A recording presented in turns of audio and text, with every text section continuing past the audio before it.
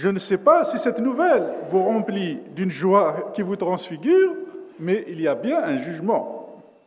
Benoît XVI voyait dans le jugement un lieu d'espérance. Mais si ce n'est pas ce à quoi nous sommes habitués, c'est pourtant une vérité importante que nous disons dans le credo chaque dimanche. Il reviendra dans la gloire pour juger les vivants et les morts, et son règne n'aura pas de fin.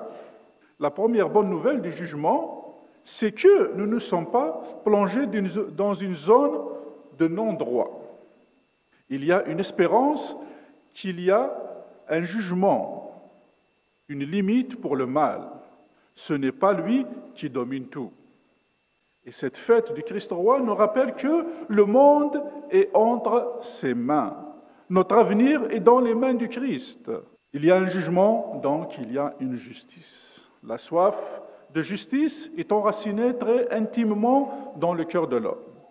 Quand nous sentons monter en nous la violence à cause d'une chose qui nous révolte, la perspective du jugement nous assure que l'injustice et le mal n'auront pas le dernier mot.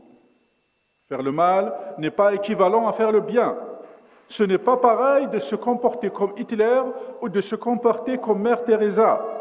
Et nos actes d'aujourd'hui ont une conséquence dans l'éternité, et en bien comme en mal. Ces dernières décennies, on a été plutôt discret sur la prédication de ce qu'on appelle les fins dernières. Et pourtant, c'est un élément important dans la foi, dans notre foi. Il y a un enfer, il y a un purgatoire et heureusement, il y a un paradis. On pourrait préférer qu'il n'y ait pas d'enfer, mais essayons d'imaginer que c'est une preuve de l'amour de Dieu. En effet, Dieu ne veut pas nous forcer à l'aimer. Ainsi, il y a deux voies à la fin de notre vie. Soit on prend la route de l'enfer, et là, espérons qu'il y a très peu de monde de ce côté-là, et de l'autre côté, il y a la route vers le ciel. Et souvent, sur cette route, il y a une sorte de stage de purification qui s'appelle le purgatoire. C'est pourquoi le jugement est important pour nous, pour restituer les choses et pour voir que, ultimement, nous sommes dans la main du Christ, dans la main de Dieu qui est bon. Et ce ne sont pas les forces du mal qui auront le dessus. Déjà, le prince de ce monde est déjà vaincu sur la croix du Christ, par la croix du Christ, par sa mort et par sa résurrection.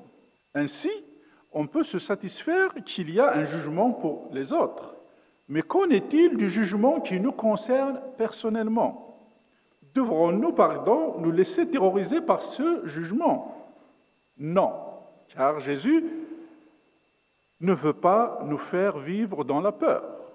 Mais cet évangile nous invite à la responsabilité, parce que nos actes d'aujourd'hui ont un poids d'éternité. Ce que nous faisons aujourd'hui n'est pas indifférent pour notre destinée éternelle.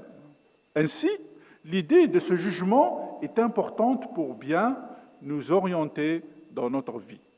Il y a une époque où les gens parlaient plus volontiers de la mort, sans morbidité pour autant.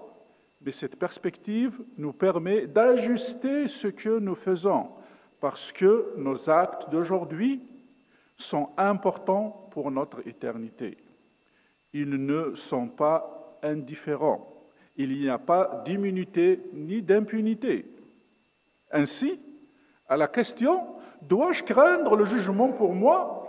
La réponse est « Oui, si je persévère dans le mal, mais non, si je tends la main à Jésus, qui me tend la main pour me relever, pour me sauver. » Avant d'être le juge, c'est le bon berger qui veut nous donner le temps de choisir.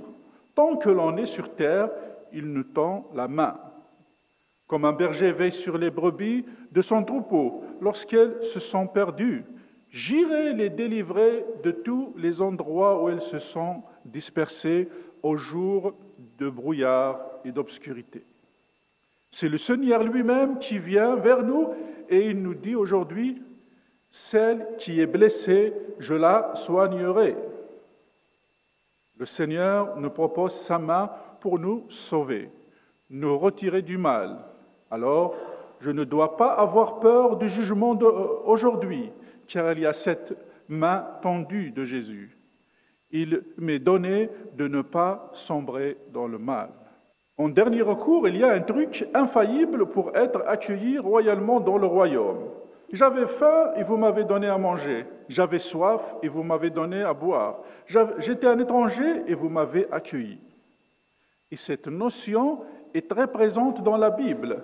Par exemple, citant Saint Pierre qui nous dit « Ayez une ardente charité les uns envers les autres, car la charité couvre une multitude de péchés. » Alors, pour ne pas craindre le jour du jugement, nous avons la possibilité de nous préparer des intercesseurs dès maintenant, en étant attentifs à ceux qui sont dans la détresse, en exerçant toutes les œuvres de miséricorde qui nous sont présentées dans l'Évangile.